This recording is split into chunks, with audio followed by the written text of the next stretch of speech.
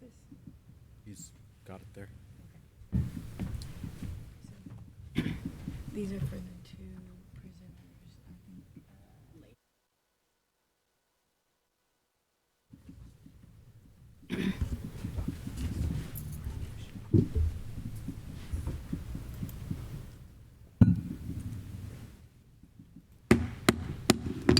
Good morning.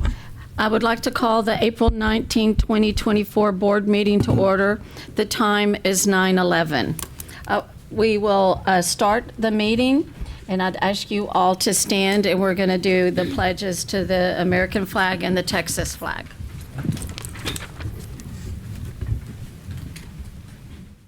Pledge allegiance to the flag of the United States of America and to the republic for which it stands, one nation, under God, indivisible, with liberty and justice for all. So the Texas Pledge of Allegiance.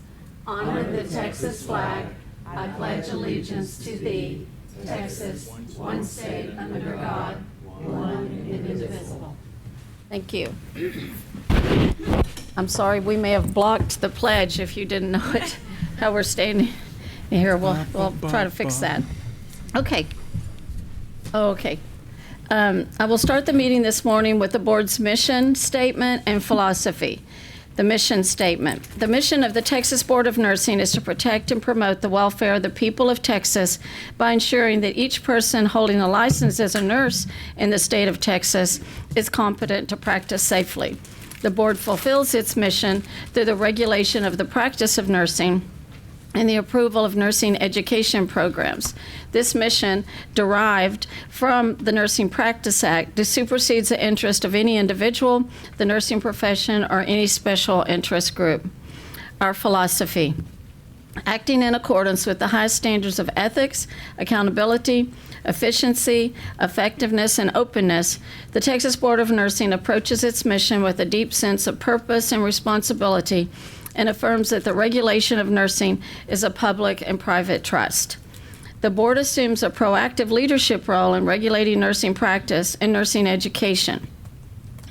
The board serves as a catalyst for developing partnerships and promoting collaboration and addressing regulatory issues. The public and nursing community alike can be assured of a balanced and responsible approach to regulation.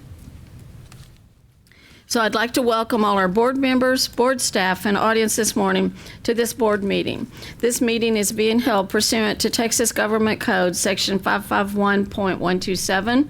Please remember to mute or turn off any cell phones.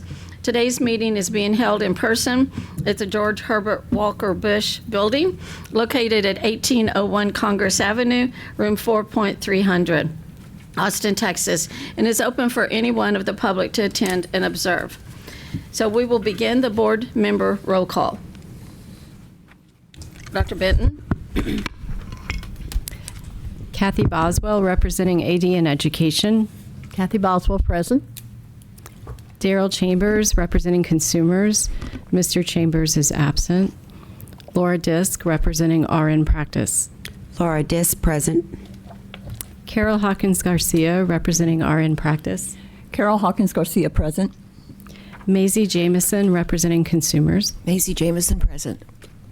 Ken Johnson, representing LV in Education. Ken Johnson, present. Kathy Lederhorn, representing LV in Practice. Kathy Lederhorn, present. Allison Porter Edwards, representing BSN Education. Dr. Edwards is absent. Drew Riddle, representing APRN Practice. Dr. Riddle is absent. Melissa Scott, representing LVN Practice. Melissa Scott, present. Kathy Shipp, representing APRN Practice. Kathy Shipp, present. Rick Williams, representing Consumers. Rick Williams, present. And Kim Wright, representing LVN Practice. Ms. Wright is absent. Madam President, we have a quorum. Thank you. We will now proceed with the introduction of board members and staff. Ms. Disk? Good morning. I am Laura Disk, a registered nurse, and I represent RN Practice. I am from South Texas, McAllen, well, far, but I work as the Chief Executive Officer of Rio Grande Regional Hospital in McAllen. Good morning. I'm Kathy Lederhorn. I represent LVN Practice. I reside in Granbury and I practice in Fort Worth. Good morning, I'm Ken Johnson. I represent LVN Education, and I'm faculty at Howard College San Angelo. Good morning. I'm Rick Williams, and I represent consumers. I am from Killeen, Texas. Good morning. I'm Carol Hawkins Garcia. I'm from San Antonio, Texas. I represent RN Practice, and I'm a clinical educator at Acute Hospital. I'm Kathy Boswell, and I represent Associate Degree Nursing Education. Good morning. I am Melissa Scott. I am an LVN and I represent LVN Practice. I Granbury and I work in Fort Worth at Cook Children's Medical Center. Hi, my name is Maisie Jamison. I represent consumers. I live in Dallas, Texas. Thank you, staff. Dr. Benton? Good morning. I'm Kristen Benton, Executive Director. John Vanderford, Deputy General Counsel. Dusty Johnston, General Counsel. Good morning. Hemant Macon, Director of Operations. Anthony Diggs, Director of Enforcement. Elise McDermott, Director of Nursing. Daryl Holt, IT. Patricia Vianis Cabrera, Executive Assistant. Bruce Holter, Information Specialist. Brian Evans, Admin Monitor. Do we have those two?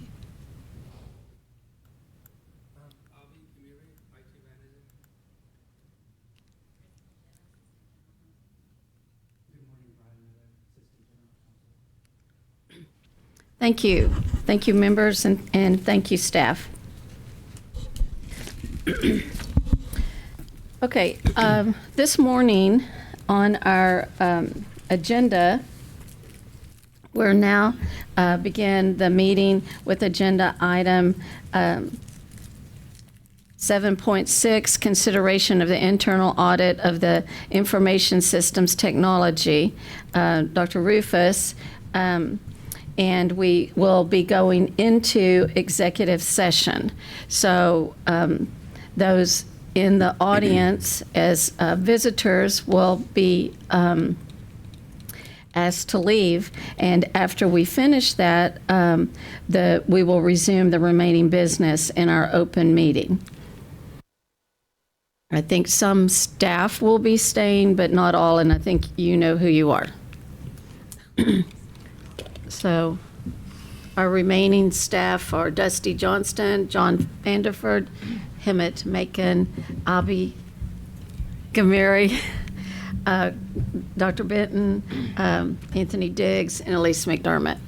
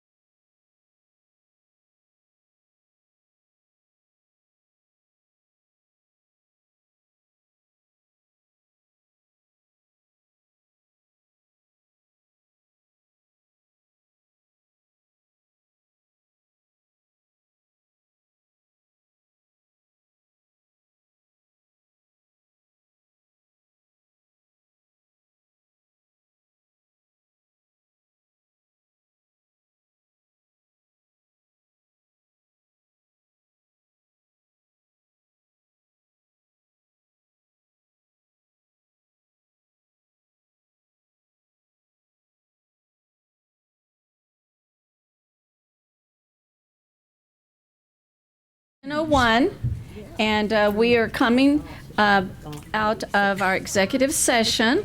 And at this time, we have an action item, 7.6. Board members. And we have met with Dr. Rufus, who his organization has done our information systems technology audit. And so could I have a motion? Madam President, Rick Williams, move to accept the internal audit of the information system technology T-Bond 023-022 as prepared by Mundy Rufus & Co. PC for fiscal year 2023. Thank you. And could I have a second? This is Maisie Jamison. I second. Thank you. I have a motion and a second. And now, if you will please vote. Kathy Boswell. Kathy Boswell, 4. Laura Disk. Laura Dis, 4. Carol Hawkins Garcia. Carol Hawkins Garcia, 4. Maisie Jamison. Maisie Jamison, 4. Ken Johnson. Ken Johnson, 4. Kathy Lederhorn. Kathy Lederhorn, 4. Melissa Scott. Melissa Scott, 4. Kathy Shipp, myself, 4. Rick Williams. Rick Williams, 4. And the motion passes. So Dr. Rufus has left, but for just let the record reflect that we are a very grateful agency, staff, and board for the work that he has done. Our contract has ended with his organization for the last 4 years. He has been professional, conscientious, and given us amazing audits to help us maintain the integrity of the agency that we have. This information security systems technology audit has been spot on. Our staff are very grateful for what we've seen, what we've found, and any work that we need to do in compliance. We've already started working on those items, and our COO and our IT manager are both in agreement with this audit, and we know that he's not in the building, but I still want us to give his organization a round of applause for the work that they've done for us these last 4 years, and we thank them for that. And so we've accepted this report, and at this time we're going to move on to the next agenda item, which is 7.5, consideration and selection of vendor for internal auditing services. Dr. Mundy's group's contract is up, and we have another vendor. And so at this time, could the group from Weaver and Tidwell LLP come forward? And Brian Miller. For those that are new to us this day, this is our first couple of days in this boardroom, and we're still working out some of the bugs on being able to provide, have a smooth meeting. So thank you for being here. If you'll make sure you're talking into the microphones for us. And so you want to start? Thank you. Good morning. Thank you, board members. On August 24th, 2023, staff issued request for proposals number 507-23-002, hereinafter referred to as the RFP. It was to procure internal auditing services, and a copy of that RFP is attached as attachment A to this item. 3 responses were received, but only 2 were timely, and they were received on or before the proposal date and time. The late response was disqualified, it was not reviewed, and it was returned to the sender pursuant to section 3.1 in the RFP.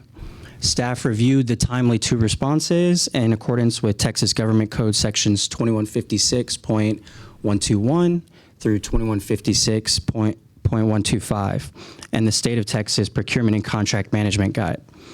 All responses were considered independently in conjunction with the requirements that are outlined in the RFP. The contract attorney then received those 3 responses and determined that, as stated before, 2 were timely and responsive to the RFP. These responses were reviewed and evaluated by a team consisting of 3 members, 3 evaluation committee members, who completed bid tabulations based on the evaluation criteria set out in the RFP. A scoring matrix of staff's evaluation of the responses is also attached to this item as attachment B. As the attachment goes on to show, the vendor Weaver and Tidwell LLP received the highest scores from our evaluators. Therefore, staff recommends the board approve Weaver and Tidwell LLP as the awarded vendor of RFP number 507-23-002 and authorize the executive director of the board to prepare and execute a 1-year contract with the option to renew for 3 one-year periods without the need for an additional rebidding process. And here with me today from Weaver and Tidwell, I have Partner of Risk Advisory Services, Daniel Graves, and I also have Manager Jeff Jones. Weaver and Tidwell has experience performing internal auditing services for around 7 state agencies of Texas, and they would be happy to answer any questions you may have. Good morning. Thank you for being here. Good morning. Happy to be here. So our understanding is that you just hit the floor running. I mean, we've just ended with one, and then we will have an assessment. So do you want to kind of tell us a little bit how you'll be doing that? Sure. Yeah. The first step would be to perform an updated risk assessment. So we would look at through history of risk assessments, help management update and perform a risk assessment update to create a multi-year internal audit plan. We like to do that for various reasons. One, it gives us a prospective look into what's happening. It also allows us to create an organized and methodical way to approach the internal audits. For instance, I know you just had IT security. So that one, we could stem off of that to have other in-depth IT audits in various other areas. So we have an approach that is systematic in the way we execute our internal audits year over year so that we can leverage prior audits and knowledge gained from those. But we're also not static in that plan. With the 3-year plan, we always reassess at the end of every year to determine if the next year's plan makes sense and an agile methodology so that we can respond to any emerging risks or things change, right? A risk assessment's a Polaroid of risk at that point in time. And so we also update that and reassess before we execute internal audits so that we're addressing risks timely and being responsive to any emerging risks that occur for the agency. So we'll do the risk assessment, create a plan, bring it to you for your approval. There's also an annual internal audit report that has to be filed. We will have to coordinate on that to determine the best way to approach that with our predecessor versus us, and so we'll have to coordinate that activity because that report is due usually by November 1st. This will be November 1st of 2024 when it's due. So we'll work on getting that filed and completed on your behalf. So those will be the first few activities, as well as being able to plan and prepare for internal audit for the next fiscal year. Thank you. Questions, board members? Yes, Maisie? You indicated you work for 7 state agencies. Could you please tell me who those are, which those are? Make me name them off the top of my head. Okay. No pressure. We work with Texas Department of Licensing and Regulation. We work with the Cancer Prevention Institute of Texas. We work with the Texas Council for Developmental Disabilities, the Library and Archives Commission. We also work in a co-source capacity with Department of Information Resources, as well as ERS. State Board of Pharmacy. We have previously worked with the Medical Board. Their RFP renewal cycle is outstanding still. So that's 7 or 8 right there, as well as numerous other higher education. So if you group, UT system, Texas A&M system, and other member universities as state agencies, then the number grows. I understand. And that's Texas. We also have others out of state. I understand you're a nationwide firm. How many offices do you have? How many offices? We just added some. I believe it is around 11 without having to do a count. Thank you. There's I was just curious. 7 in Texas, and then others throughout the U.S. Yeah. Thank you. Madam President, this is Kathy Lederhorn.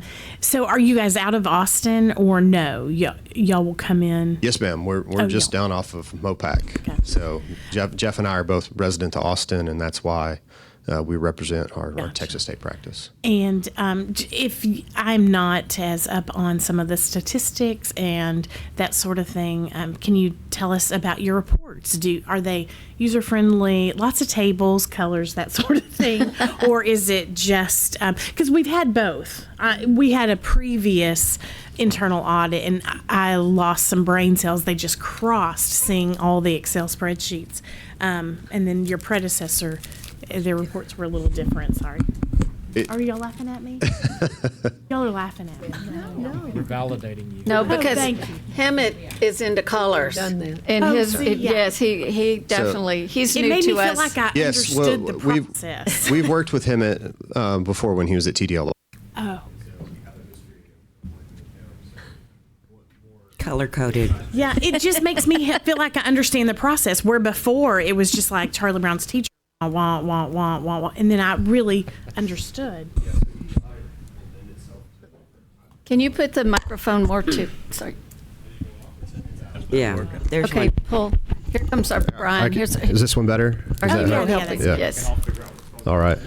So each audit report lends itself, or each audit lends itself to different types of reports. So some are prone to tables and pictures and things, others aren't. It's really hard to put a lot of, I could put, in an IT security audit, I could put pictures of a computer in there for you, but it wouldn't do any good, right? That's what we're looking for. So we have an overview. So we provide an overview section that describes the process, right? Because not everyone's familiar with the exact process that's being audited. So we provide a general background first. Then we provide an executive summary. So if you've only got 15 minutes, it's 1 to 1.5 pages of what did we do, what did we find, and what's important to you. That is color coded. Thank you. We have- And y'all can get into the manipulation. We have a green, blue, red, strong, satisfactory, unsatisfactory. We also have a red, yellow, green, high, moderate, low risk rating on our findings. We've had that before. We like with that. clear definitions and an appendix in the back.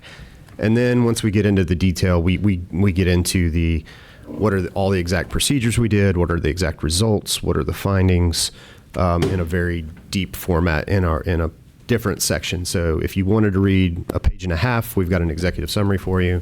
If you want to know what's deep on the inside, there's a whole nother section. That's where other charts, graphs, things might be.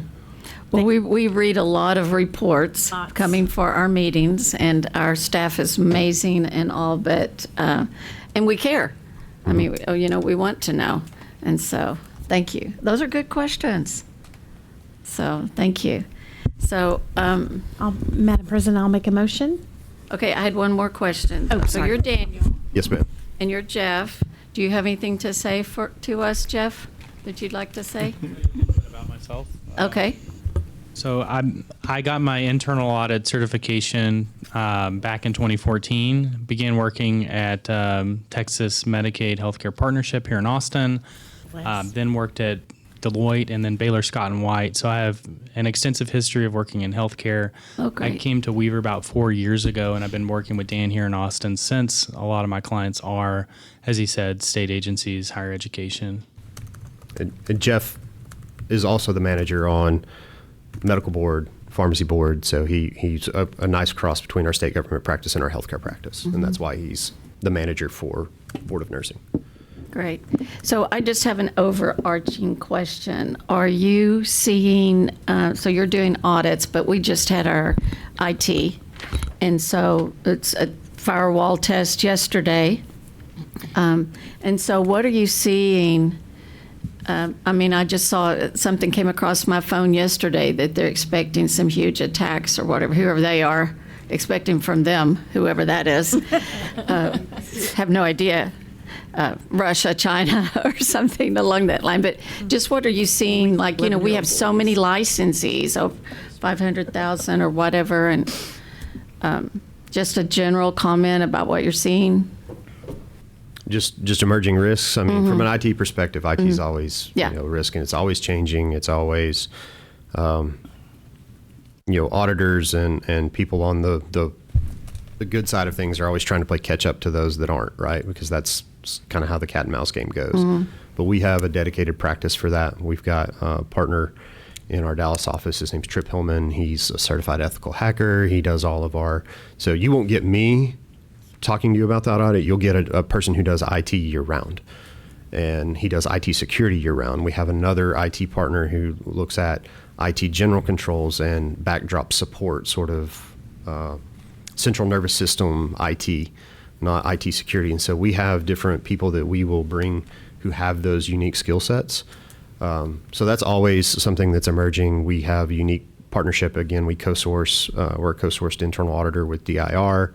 So we get a lot of firsthand information from DIR. We stay on top of that.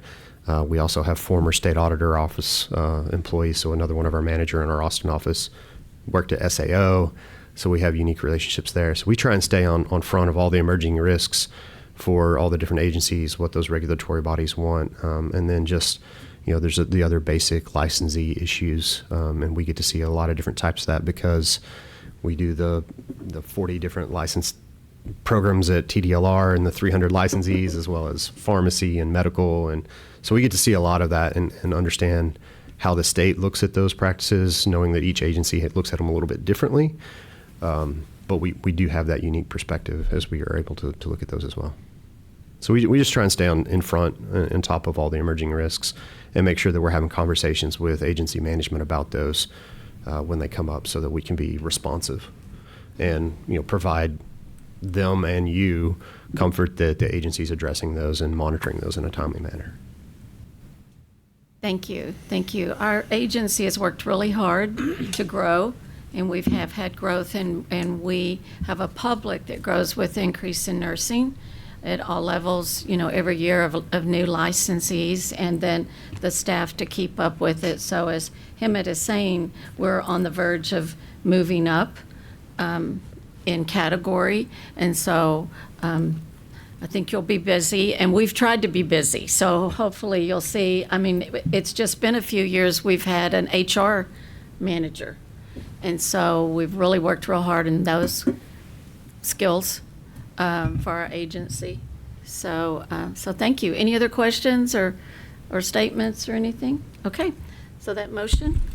Yes, this is Kathy Lederhorn, and I move to approve Weaver and Tyndale LLP as the awarded vendor of RFP number 507-23-002 and authorize the executive director of the board to prepare and execute a one-year contract with the option to renew for 3 one-year periods without the need for an additional rebidding process. This is Maisie Jamison. I second. Have a motion and a second. If there's no other discussion, if you'll please vote. Kathy Boswell, Kathy Boswell, 4. Laura Disk, Laura Dis, 4. Carol Hawkins Garcia, Carol Hawkins Garcia, 4. Maisie Jamison, Maisie Jamison, 4. Ken Johnson, Ken Johnson, 4. Kathy Lederhorn, Kathy Lederhorn, 4. Melissa Scott, Melissa Scott, 4. Kathy Ship, myself, 4, and Rick Williams. Rick Williams, 4. Thank you. And the motion passes. So welcome. Thank you very much. We're excited to join. Thank you. Thank you very much, and thank you for your time today. Okay, members, at this time, and thank you, Brian. Appreciate it. Yes, ma'am. Board members, staff, and audience will now consider agenda item 9.5, executive session.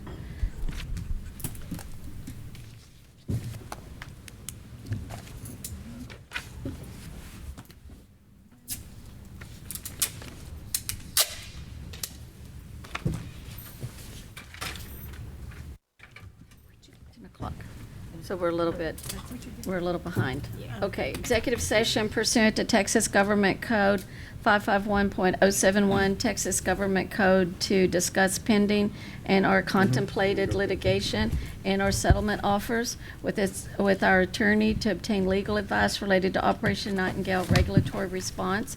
Before we go into that, I wanted to say hello to Danny Green, who's from our enforcement area, one of Anthony Diggs' great people, and I saw you came in, and so we have another staff member, but then she's staying, and you're staying in. Okay, so welcome. Okay.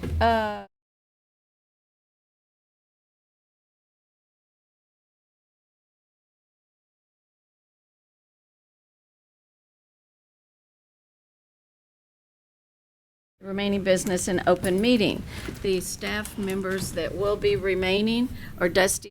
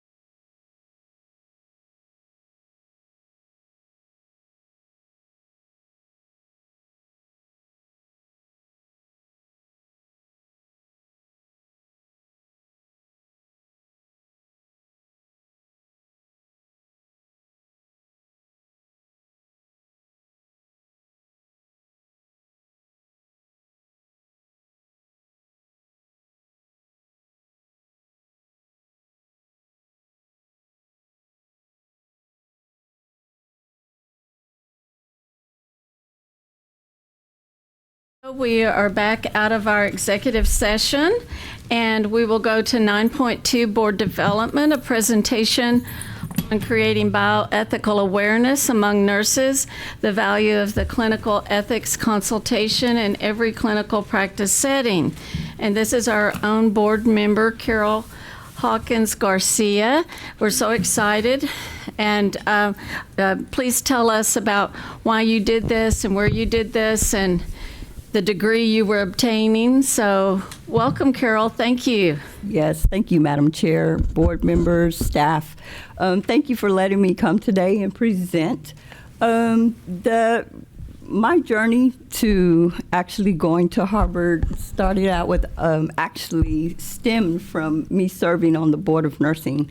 I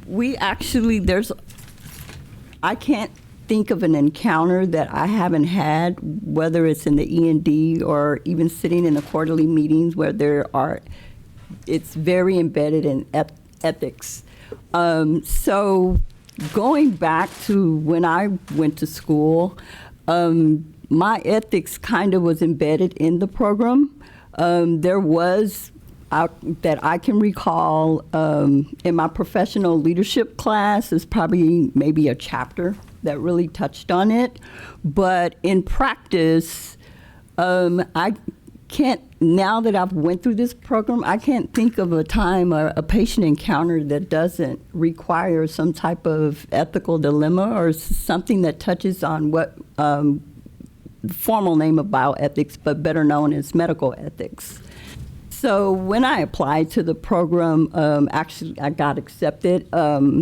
It was right at the beginning of COVID in 2020. It's at the medical school. The classes really comprise of a lot of surgeons, a lot of doctors. There are also attorneys in the class. So very few nurses in the class. I would say we're like this low-hanging fruit in there, but we bring a lot of bedside stories that are not encountered by the medical staff. Because as nurses, we know that we spend so much time with the patient and build a relationship because we have to build that trust with our patient in order to take care of them. So the Center for Bioethics at the medical school, the executive director, she is a nurse. She is she's going to retire in June, so she's being replaced. Her name is Christine Mitchell. And when she found out I was in the program, she immediately swooped me up and said, I'm going to be your mentor for your capstone project. So your capstone project is you find something that is of interest to you, and this program was a part-time program that I did. A lot of you seen me in class and stuff at night because it's a synchronous class. All the classes are synchronous. So yes, it was online, but we had to go to class in Zoom, and the classes were in the evenings. Usually start around 6, so it's in Boston, so it'd be a little later for us here, well, earlier for us here. And classes could be anywhere from an hour and a half to 2 hours. There were some classes that I had for 3 hours. So I'm sitting in class for 3 hours. Where I found it most productive, I actually had to have a place at home for class. So very transformative experience, not only just because it was at Harvard Medical School, but you had students, more international students than national students in this program. So I actually learned a lot about different cultures from all parts of the world.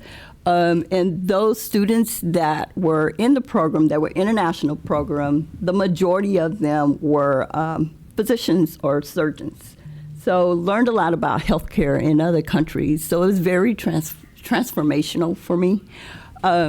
So going to this project, you pick your project in the very beginning. You have to kind of, you take the whole 2 years to work on it. So it's a full-blown research project that you're working on. And I enjoyed it. The difficult part of it was that a lot of the research that I had to do was with the different organizations up in the Massachusetts area. So having to coordinate meeting and having to get the IRB approval for some of this stuff that I had to do in here, actually learning how to go through that IRB approval through Harvard Medical School, and at that level, it was a great big learning experience at that level. So I enjoyed it. Some of the interesting classes that I took was our consortium classes. One was a clinical consortium class. So as students, we actually sat in on actual ethical consultation cases. We did that every week for about 16 weeks. It was either at Mass General or the Children's Hospital there.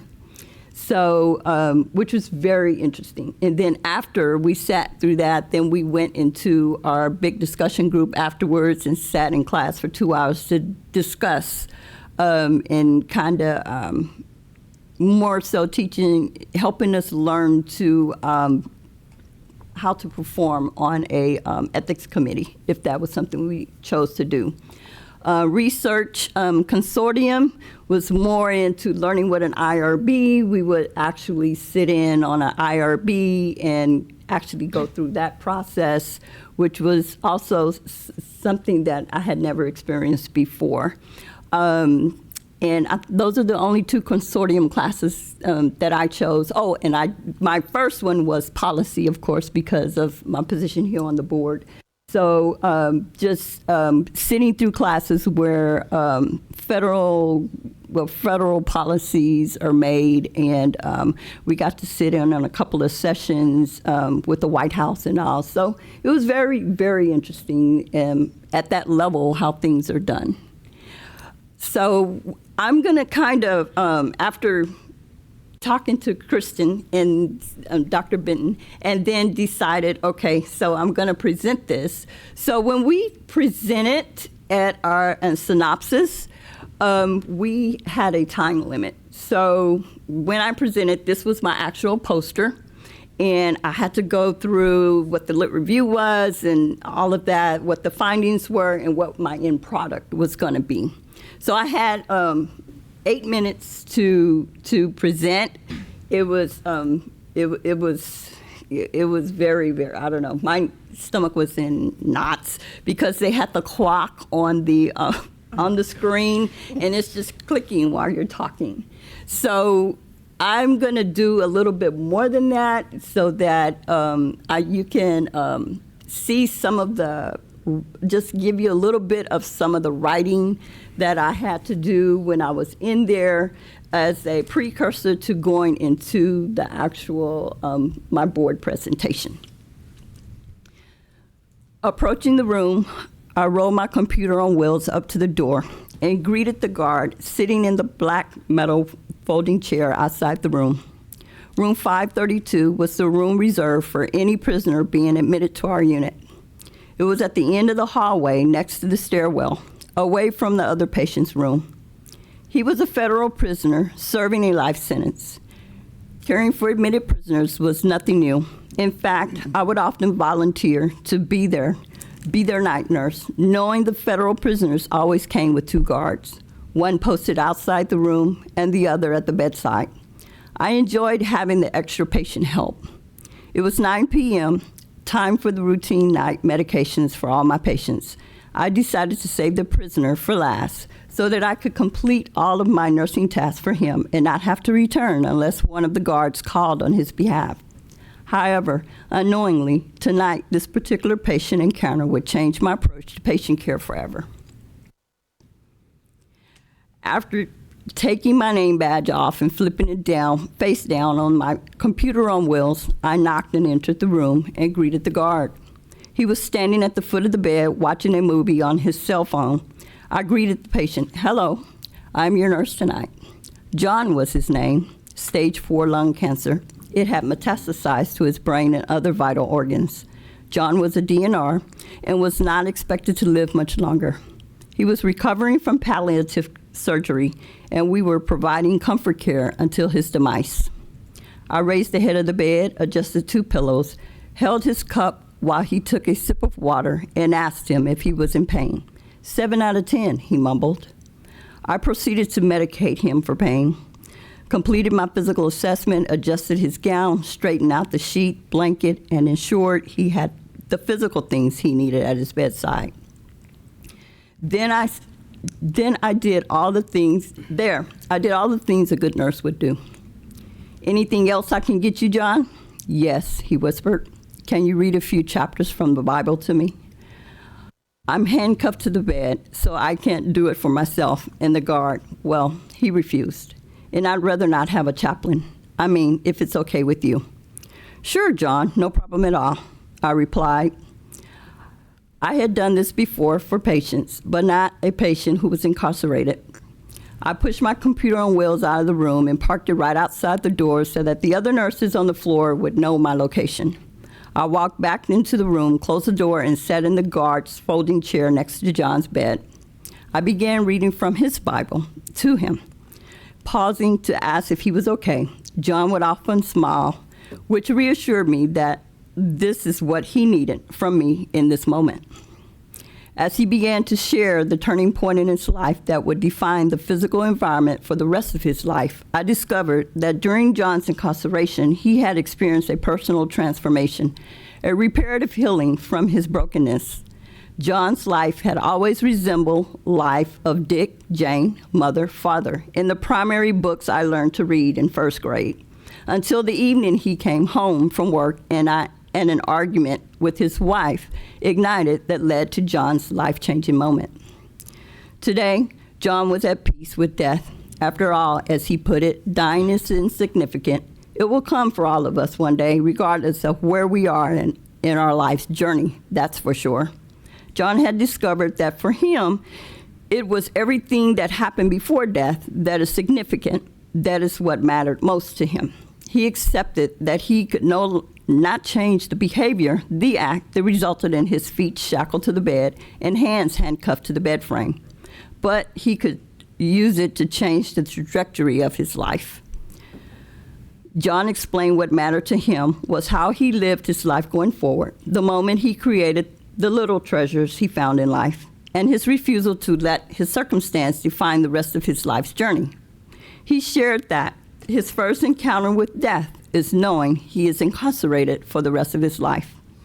And his second encounter is the current physiological state that he was in. So he chose to embrace it all and continue to live, finding small moments of stillness, peace, and joy, even though he knew his time was limited.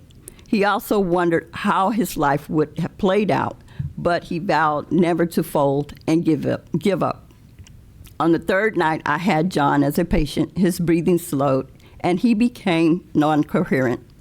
After my first encounter with John, I contacted a member of the hospital ethics committee and asked if it was possible to get permission to have his shackles and handcuffs removed as he became closer to death.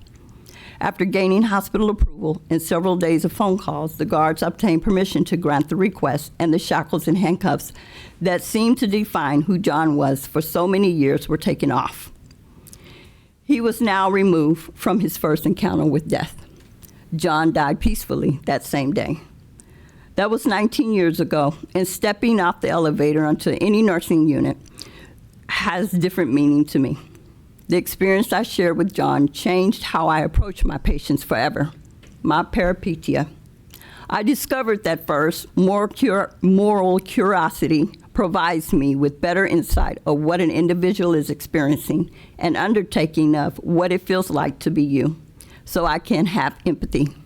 Second, enhance my ability to shift perspectives so that I can enter their world, which will allow me to see, feel, hear their perspective, and impel me to examine my personal biases and prejudices so that I can appreciate and invite others' views of a situation which may take me away from the comfort of my single lens, to be more open to others' perspectives that are different than mine. Last, moral imagination, the ability to imagine another's life so that I can see as I have not seen before, To experience life as another so that I can see, feel, hear as they do, to better understand them, their life, and their perspective. The brief moment with John resonates with me as I remember and reflect on the importance of connections, being present in the moment with the patient. Meet them where they are, pay close attention to the particulars of their story in order to have a better understanding of why and what matters most to them. When patients enter the healthcare system, they usually are entering a foreign and frightening environment. Intimate conversations and activities such as being touched and probed that normally do not occur between strangers are a commonplace between nurses and patients. There's an unavoidable trust that occurs between the nurse and patient. Nurse responsiveness to this trust includes the promise to be the most excellent nurse that they can be. With this trust comes patient advocacy. The concept of advocacy is part of the ethics code of the International Councils of Nurses and the American Nurses Association since the 1970s. Nurses are called upon to ensure that all appropriate parties are involved in patient care decisions, that patients are provided with information needed to make informed decisions, and that collaboration is used to increase accessibility and availability of health care to all patients who need it. In healthcare, particularly nursing practice, given the prevalence of moral issues, many nurses are unaware of the constant need to choose between competing moral obligations. There are situations in which the nurse is compelled to choose between acting or not, a decision that would affect the life of a human being, which both actions are either reasonable or unreasonably justified as being good or uncertain. However, the actions must be chosen, thereby generating a dilemma for the nurse who is burdened with the act. Personal and professional values and competencies, bioethical principles, theories, and choice of approach are factors that must be considered. Normative influences are constantly present in nursing, resulting in questioning, what ought I do in this situation? According to the American Nurses Association Code of Ethics for Nurses, nurses have a duty to create and sustain practice environments that are supportive of the ethical obligation of nurses. Practice environments that are supportive of nurses' ethical obligations cannot exist if nurses are not aware of the availability and the usefulness of a clinical ethics consultation. Following a review of the literature, Nursing Credentialing Association website, and states boards of nursing websites, I have created a digital brochure for nurses about the availability and usefulness of a clinical ethics consultation.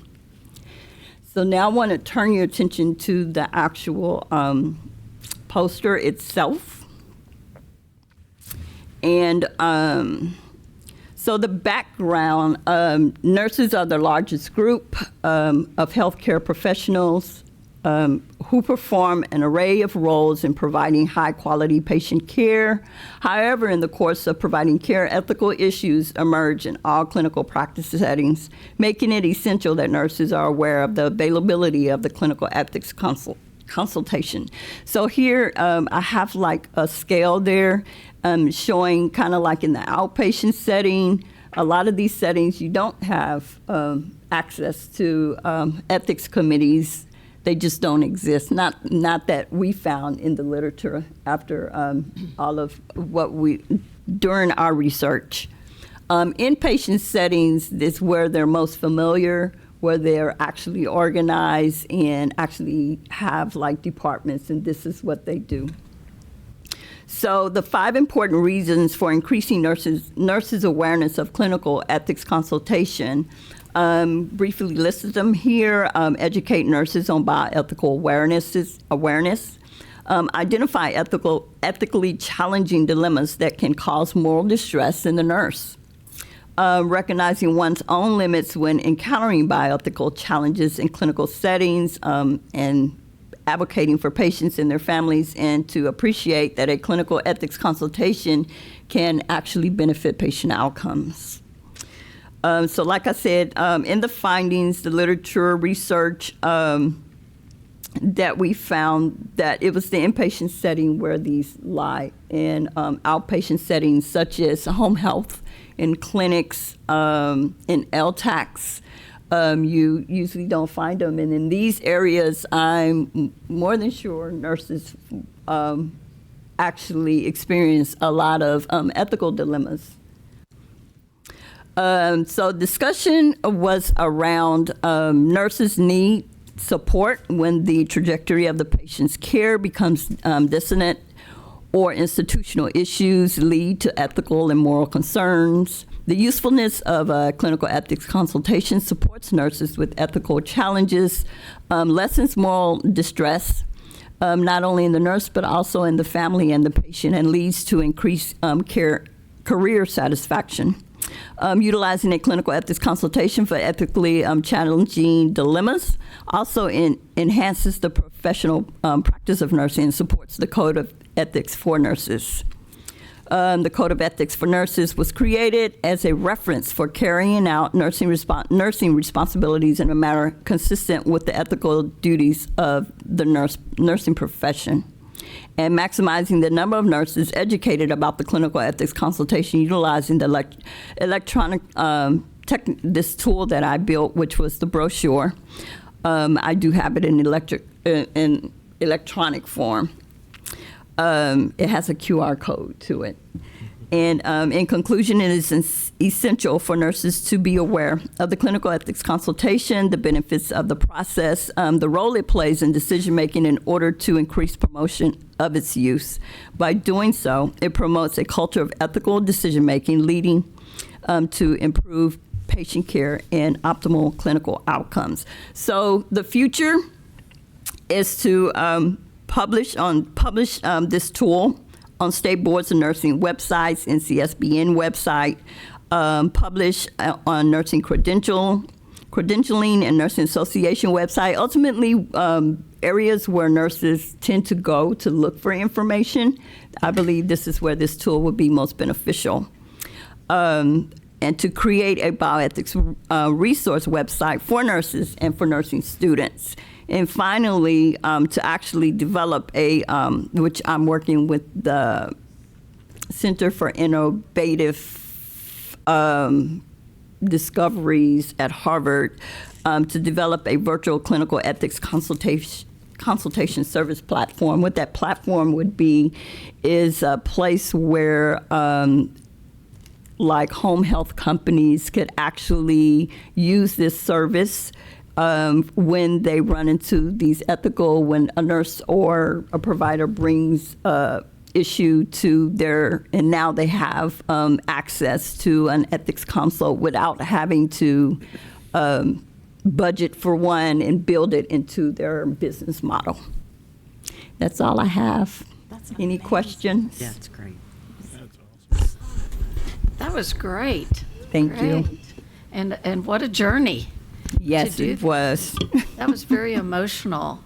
I think as nurses, a lot of us have those one patient that stays with us and makes a difference. And you advocated for him. I was an LVN at that time. I had just became an LVN. I was an LVN when I had that patient. I was living in Corpus Christi. Mm-hmm. That's wonderful. Wonderful.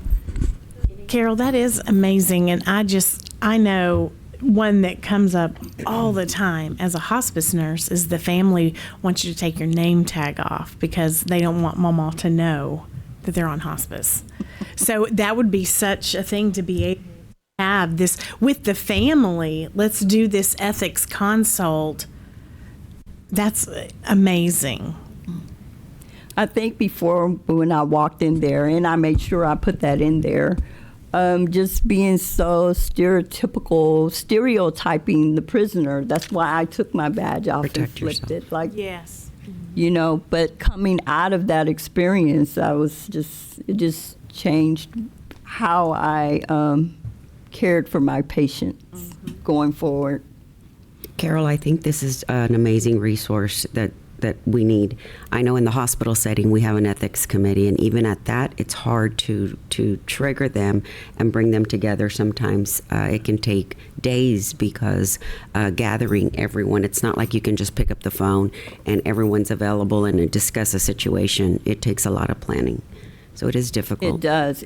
And what I like about the clinical ethics committee is it includes the family. Mm-hmm. And it's times when if the patient is part of the decision-making process. If the issue is decision-making, the patient is also involved in that. So I really like that part of it, because sometimes the family is the surrogate for the patient, and it's important. Like I said in my story, we need to know what matters, and what that usually guides the recommendation. It's not really a decision making, but that usually guides the committee's recommendation on the clinical path to go with this patient. Is what is it that the patient wants, so. Carol, I think this is a great project. I think, the absence of having shared decision-making on these ethical, moral issues, dilemmas, it increases the risk of moral distress. And we know now what happens when that is going on. We lose nurses. They burn out, they get stressed out, and they leave the workforce. So this is a great preventative measure. I mean, of course, primarily it benefits the patient's care, but it also preserves, the moral integrity of the nurse and wellness. So this tool went through the ringer, I'm telling you, like outside of, so I built the skeletal of it and all, but I had different, so they have a New England Nurses Coalition, bioethical coalition, that really helped me work on this and put it all together. So it did take about 1.5 years to make sure it said and did what it needed to do. So thank you for allowing me to present. Well, thank you for doing it. That's just wonderful.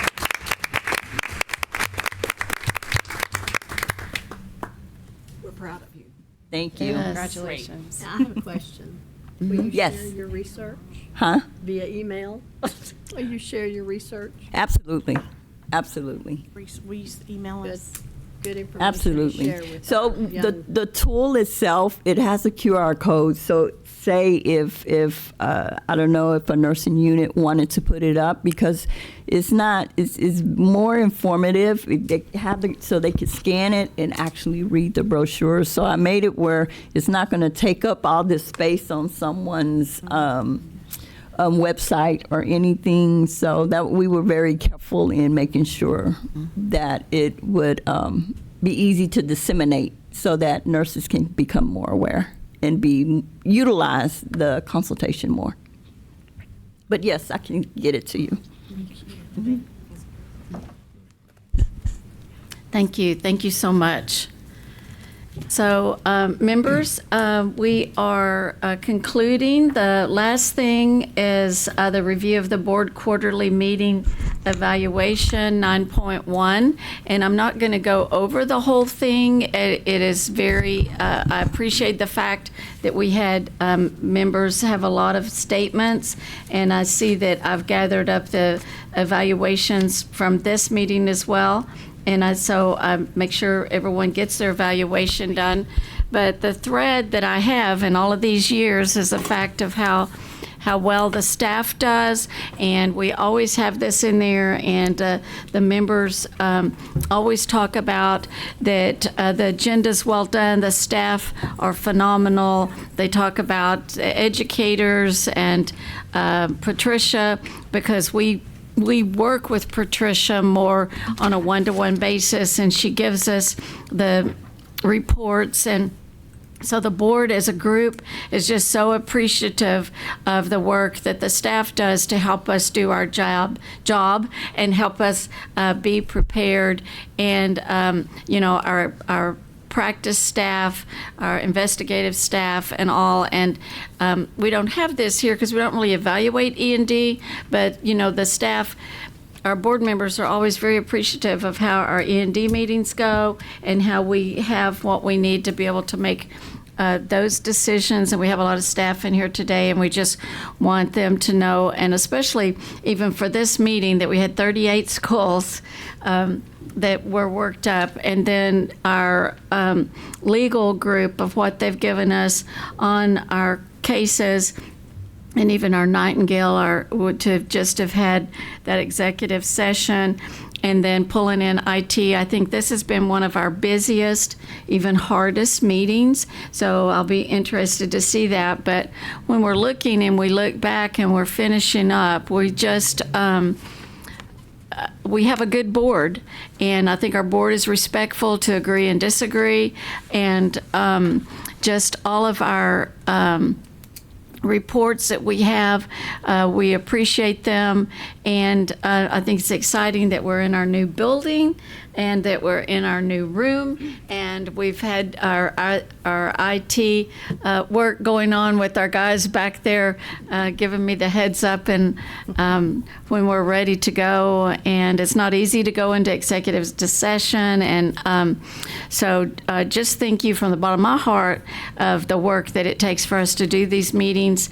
And they were just talking about that board and staff alike are some of the most dedicated, amazing people I've ever had the honor to work with, and the BON is good, hands-on, with Chris at the helm, and we have our new people in different positions, and I think our leadership succession that we had, our transitions have worked well, and we owe that to our people who did retire and leave and moved on, and the people that have moved forward with retirements and those leaving, and you know who you are.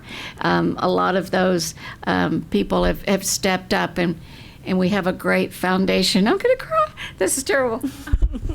So, we have new board members. We're still 3 short. We hate to see Kim go. And so we have another LVN member coming, and 2 more consumers. And so thank you for that. And it's 12:38. We've had a long day and a half, and we're done. Thank you.